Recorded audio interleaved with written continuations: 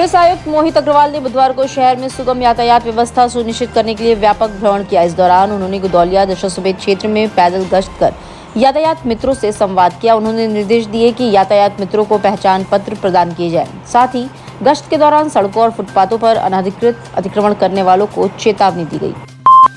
Rail मंत्रालय नई दिल्ली स्थित में आयोजित एक भव्य समारोह में बनारस रेल इंजन कारखाना के प्रमुख मुख्य चिकित्सा अधिकारी डॉक्टर देवेश कुमार को रेल मंत्री राजभाषा रजत पदक 2023 से सम्मानित किया गया। ये सम्मान उन्हें वर्ष 2023 में राजभाषा कार्यान्वयन के क्षेत्र में उत्कृष्ट एवं सराहनीय योगदान के लिए दिया गया।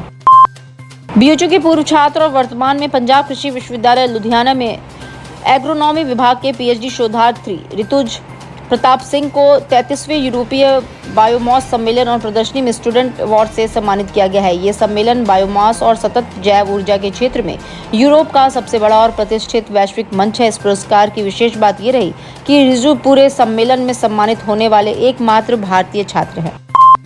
बीएचयू स्थित भारत अध्ययन केंद्र में बुधवार को एक दिवसीय अंतर्राष्ट्रीय संगोष्ठी का आयोजन किया गया, जिसमें एक पृथ्वी पर एक स्वास्थ्य विषय पर चर्चा की गई। प्रथम सत्र में योग अभ्यास कराया गया। द्वितीय सत्र में योग पर सांस्कृतिक कार्यक्रमों में नाटक प्रस्तुति, आदि योगी गीत पर योग प्रस्तुति, बटुकों द्वारा योगाभ्यास किया गया।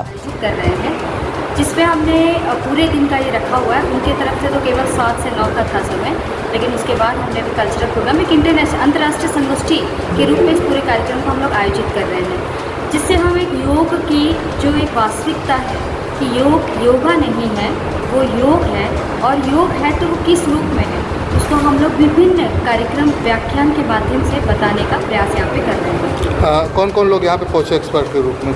एक्सपर्ट के रूप में जैसे सुबह आई थी मैडम प्रोफेसर मधुलिका अग्रवाल जी, जो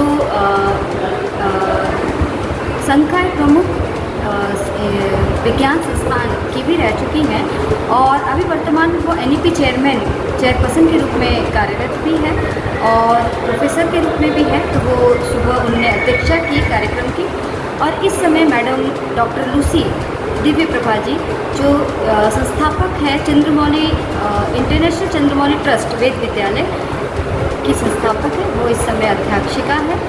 और इसके बाद जो व्याख्यान सत्र चलेगा 1 बजे से, जिसमें हमारे 2 व्याख्यान होंगे डॉक्टर योगेश कुमार भट्ट जी का और प्रोफेसर कृष्णकांत शर्मा जी का, और उसमें अध्यक्ष करेंगे प्रोफेसर हृदय रंजन शर्मा जी। वाराणसी मंडल के आयुक्त एस राजलिंगम की अध्यक्षता में कलेक्ट्रेट सभागार में मुख्यमंत्री डैशबोर्ड, राजस्व कार्यों, विकास योजनाओं और आईजीआरएस की समीक्षा बैठक आयोजित हुई।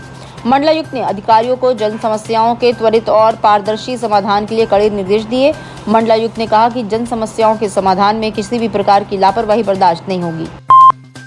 झांसी की रानी लक्ष्मीबाई की 167वीं पुण्यतिथि बुधवार को उनकी जन्मस्थली भदैनी में श्रद्धा और सम्मान के साथ मनाई गई। इस अवसर पर जागृति फाउंडेशन के तत्वावधान में आयोजित 2 दिवसीय समारोह के दूसरे दिन भव्य श्रद्धांजलि सभा का आयोजन हुआ। इस अवसर पर महंत प्रोफेसर विशंभर नाथ मिश्र ने कहा कि महारानी लक्ष्मीबाई काशी की बेटी थी। काशी की पावन माटी और संस्कृति ने उन्हें स्वतंत्र रहना सिखाया। विकास भवन सभागार में मुख्य विकास अधिकारी हिमांशु नागपाल की अध्यक्षता में किसान दिवस का आयोजन किया गया। इस अवसर पर कृषि उद्यान, पशुपालन, मत्स्य सिंचाई, सहकारिता, रेशम, दुग्ध, वन, गन्ना, नलकूप, यूपी, नेडा, पुलिस विभाग और कृषि विज्ञान केंद्र के अधिकारियों सहित जनपद के किसानों ने भाग लिया। इसमें अधिकारियों ने किसानों की समस्याएं सुनी, वहीं योजनाओं के बारे में भी जानकारी दी।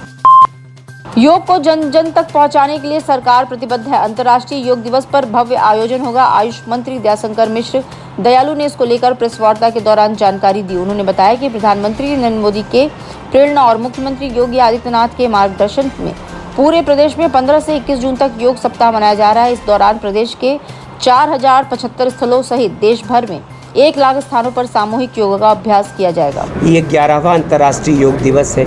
सबसे पहले तो हम बधाई देना चाहते हैं इस देश के यशस्वी प्रधानमंत्री जी को, जिनकी प्रेरणा से, और उत्तर प्रदेश के यशस्वी मुख्यमंत्री योगी आदित्यनाथ जी को, जिनके मार्गदर्शन में आयुष का मंत्रालय प्रगति कर रहा। उसी आयुष की 7 विधाओं में एक विधा है योग, और भारत की ये सनातन परंपरा है। सनातन चिकित्सा की पद्धति में जैसे आयुर्वेद है, होम्योपैथ है, यूनानी है, सिद्ध है, सुवारिकपा है, उसी तरह से हमारी सनातन विधा है योग। तो योग को मोदी जी ने सारे विश्व में मान्यता दिलाया। संपूर्ण विश्व, दुनिया के 177 से ज़्यादा देशों में आज योग करते हुए लोग दिखते हैं। करोड़ों की संख्या की भागीदारी होती है। चूँकि 10 वर्ष पूर्ण हुए हैं सरकार के भी और योग दिवस के भी, तो 1 लाख से ज़्यादा स्थान पूरे देश में चयनित किए गए हैं। 4075 स्थान उत्तर प्रदेश में, 400 ट्रेनरों के द्वारा उत्तर प्रदेश में जन जागृति के लिए, समाज के लोगों को ट्रेन करने के लिए विश्वविद्यालय, intermediate college, degree college, Ayush के विश्वविद्यालय, महाविद्यालय, सब में बच्चों के बीच में प्रतियोगिताओं का आयोजन किया गया।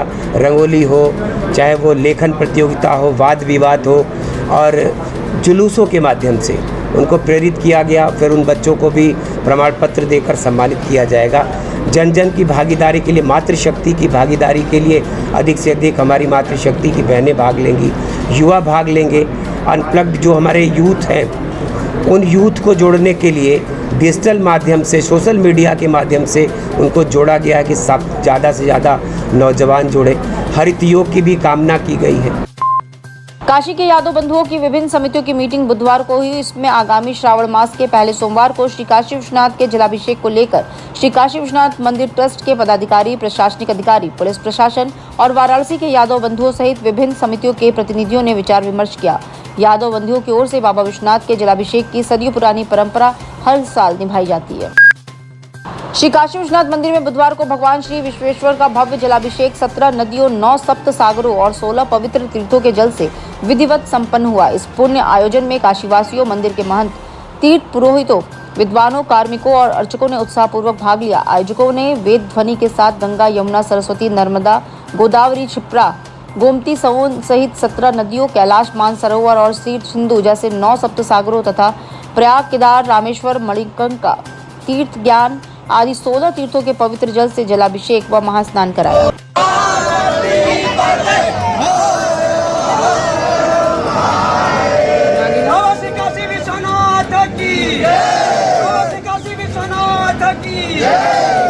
पार्वती